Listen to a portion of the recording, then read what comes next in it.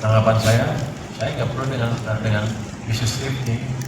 Yang saya kendalikan adalah larang ilegal yang masuk ke Indonesia.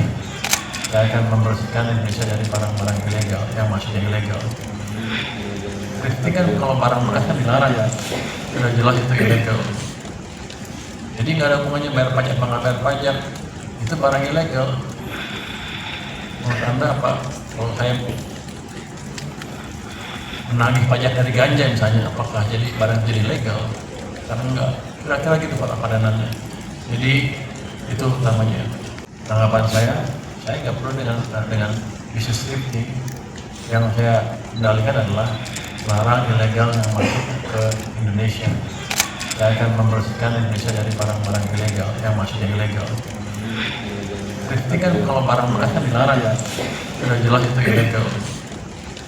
Jadi nggak ada hubungannya bayar pajak nggak bayar pajak, itu barang ilegal.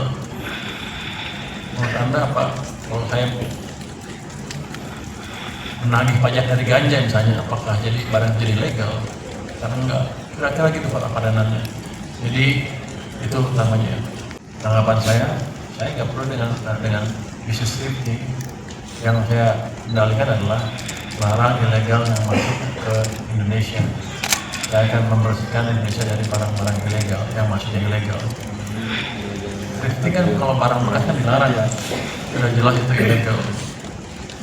Jadi nggak ada hubungannya bayar pajak nggak bayar pajak, itu barang ilegal. Menurut Anda apa? Kalau saya menagih pajak dari ganja misalnya, apakah jadi barang jadi legal? Karena enggak, kira-kira gitu Pak padanannya. Jadi itu namanya. Tanggapan saya nggak perlu dengan bisnis ini. Yang saya kendalikan adalah larang ilegal yang masuk ke Indonesia. Saya akan membersihkan Indonesia dari barang-barang ilegal yang masuk ilegal.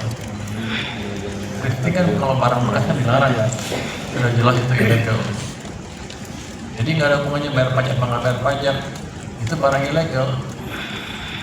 Menurut Anda apa? Kalau saya